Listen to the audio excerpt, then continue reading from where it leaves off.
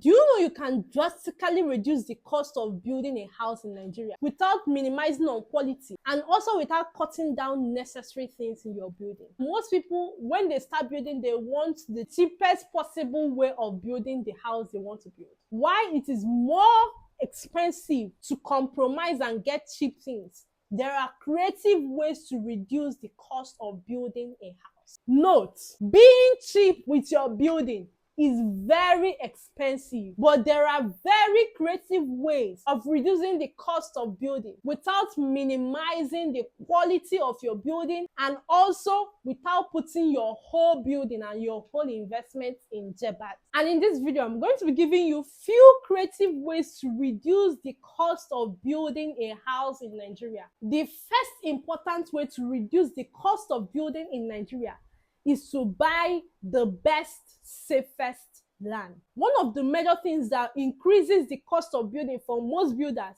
is when they buy a wrong land. When they buy a land that has a lot of issues, and also when they buy a land that the topography is not good. So when you are going to buy a land, the first thing you need to make sure is that first you are buying a genuine land that don't have any issues, so that you don't waste half of your money settling matter with Obonechago, with village people, with courts, with everybody, with Omonile, before you even start building your house. Nobody wants that stress now. Why some states have very unique topography that you cannot do anything about. Like if you want to build a house in that state, you just need to know that this is the topography you face. Why some states are like that? There are still some states that the topography are always very good. So you need to make sure you buy a dry land that will not make you sink money into foundation. So also foundation level, you spent over 20-30 million. It's not beans, so it's not beans. Now, the second way to reduce the cost of you building a house in Nigeria is to make sure there is water available on site for the builders. You see this water issue? There are some states that have very serious water issue. I mean, I'm from Enugu, and if you know anything about Enugu, their water issue no be here. Hey! So that alone increases the cost of building any house there drastically. But if you can, dig a borehole or dig up your well so that there will be water available for builders in your site. If you cannot get well water or borehole and there is somewhere you can connect to so that you can easily get water accessible to the site, it is much better to have that and pay those people like some small fee than buying water, buying tipper of water. Hey, you buy water tire. I am telling you. So if you are building in a state that doesn't have so much accessibility to water, find out how you can build your own borehole, dig up your well, or connect to your neighbor or neighboring buildings that have well or borehole. Pay them a small sum so that you can have water available on site. If you can reduce water problem for your building, you have cut down a good amount of cost that building will cost you. But if you are building in a place like Port Harcourt, I mean, now River State now, 1, 2, 3 digs, water don't come. So having water on site is not usually a major issue for builders. Once you want to start, dig up your borehole.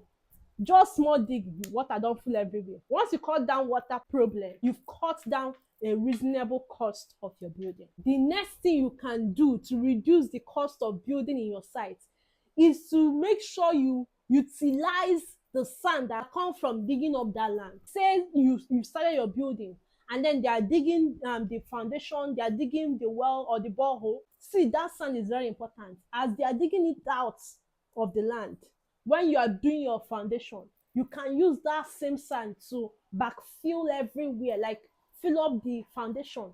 By the time you filled with the whole sand from your land, the amount of additional sand you have to buy with tipper and all of that, it will reduce. Like it or not, the natural sand that your land has given you, it will cut down a whole lot some of the tipper sand you will buy for the beginning stage of your building. Let's say that your bill of quantity say, oh, you're going to use like 10 trips of sand or 15 trips of sand, and then they dig up your land for borehole or for foundation. By the time they fill up that foundation with the sand from your land, the amount of trip you buy, it have reduced now. It can go from 15 to 13 or 12. And that 3 tips you have saved now is another money. You can put it in another thing. You can put it in the block, you can put it in the cement, because for me, cement is money. Ah, cement is money, oh. So that would save you some money. The trick is to utilize everything utilizable in your site. There has to be no room for waste. The fourth way to reduce the cost of building for your house is to make sure you supervise your house. You supervise that building site, or have someone that supervises it for you if you are not on ground, or have CCTV camera on your site. But CCTV camera, yes, it's just for you to know what is happening. It is much more better to have someone supervising your building project for you on ground. If you can, supervise yourself. If you're not on ground, have someone supervising for you and pay them just like monthly salary. It is more than worth it when someone is supervising your building project for you. It reduces a lot of wastage of your materials. I'm telling you, most of these artisans, if they see that nobody is there to watch them, they do anyhow. Like, that is their room to do any and everything they want to do in that. God, oh God. Let me even give you a personal experience. My dad is a building professional. So one time he was supervising a particular project. And of course, I love to always go to sites with him then, because I learn a lot when I go to those sites. So anytime they see him, or anytime we are on ground on that site, everybody will be doing like, everybody will be very serious. We are not doing anything. But there was just one day we did not come to site, and they were there. I am telling you, that was when I learned, like, I don't know how people do their building without supervision. You will lose money. Jeez, you will lose money like mad. If you see the kind of waste, oh my God, these people will literally pour your cement. Like, they will literally mix your cement and pour it. Your money. These people, Oh, I really do not know how people do their building without supervision. This is the major thing that is making you lose a lot of money, because there is nobody on site to manage the people that are working for you, to make sure they don't waste your hard-earned money and your materials. And also, you are creating rooms for people to steal from you, because when they know that, okay, nobody is here and nobody connected to the oga is here, you can do anyhow. Even the engineer will do anyhow, because nobody is supervising him. Although it depends on the kind of engineer you work with. If you are not working with your family people, I'm mercy for you. I'm telling you, you don't even want to know about it. There are some people that are already experiencing that. So if you are, let them know. Tell your experience so that people will know that this thing is real. When you leave your building unsupervised and people waste your materials, do anyhow with your materials, it simply means you're going to be buying materials double. And that is more money. This is something you can easily cut down by just supervising or having eye on site. It's called eye on site. Someone that supervises your project for you. By doing that, you drastically reduce the cost of your building. The fifth way to reduce the cost of your building is by reusing materials. You see, that is why it's very important to supervise or have someone supervising your building for you. Because when they are supervising your building, there are some materials that can be used in a later stage of your building, that if someone is supervising, they will let them know, see this material, see this wood now, see this bamboo, I'm not going to buy it again. No, I'm not going to buy it again. See, you people should keep it one side. We are going to use it for this state. We are going to use it for that state. And they know, and they keep it well. If not, you will see that you'll be buying and buying and buying materials when you could have just reused the one you've already bought. That amount you could have saved by using that one you've already bought, you can put it in other things. This way, you easily curb wastage and also reduce the cost of building. The sixth way to reduce the cost of building is, you see these small things, they actually add up in your building. Let your workers use buckets instead of that head pan. Because you see, one thing about artisans is that they always tell you, buy head pan, buy head pan. And sometimes you buy that head pan 10 times, 100 times, because you never see it on site. They can use it today, the next day, and they will tell you, we'll not see it again. They will tell you, Emeka, did you see my head pan? Oh, Oga, because how you got to buy head pan also? Oga, please, oh, we'll buy another head pan. Madam, we'll buy another head pan. And before you know it, you've bought head pan 10 times. See, to avoid those things, let them use buckets. Because those small money you are putting in buying just head pan, it can be used in something else. It can be used. This small thing. See, when it comes to building, 1 naira, 200 naira is a big money because there is nothing you are buying once. There is nothing you are buying just one. You buy in bulk, and those things like, oh God, when you calculate it, you see how much you are losing. This one is a street info on how to reduce this unnecessary buy with workers or builders on site. Now, the next way to reduce the cost of building is to not buy materials in bulk. There is a time when I thought that if you buy materials in bulk, you're actually reducing the cost of buying those materials because you are buying it, and then if there is price increase, that price increase will not affect it. But it's a lie, yo. Hey, if you buy materials in bulk and store, you lose much more materials than even the inflation that you're trying to run away from. I am telling you, this one, no be person will tell you. You use your hand and see, because there are sometimes you buy materials in bulk and they will pour, you not even use it, they will waste. Cement, your cement will cake. If you bought just tipper of sand that you are not using immediately, you see them, before you know it, it will flatten, or rain will come and sweep it away. And you'll be like, oh no, the inflation that I'm running for is not like few thousands. Like, how much have I lost? Do you understand? Before, you would think that buying materials in bulk is like you're reducing price. You're actually increasing the cost of your building. So the best thing to do is to buy what is needed for that work per day. Or you can pay for a material in bulk, but leave that material with the person that you bought from until you need it. So when you need it, you just go and collect the amount that you need.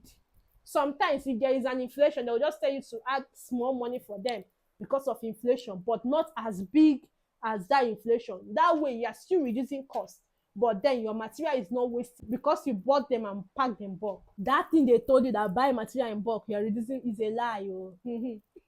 It's a lie. You're actually increasing the cost of your building. So to reduce that cost, the wastage that comes with that, and even the theft, they will steal your material. Even the theft that comes from buying material in bulk, just buy the amount that is needed for each section of work, or buy in bulk and leave it with the vendor. That's, leave it with the person you bought from until you need it. Either of these two can go, and you reduce your cost of building. If you've watched this point and you've gotten one or two from this thing I've been saying since, because I know, see, what I'm giving you is street cred.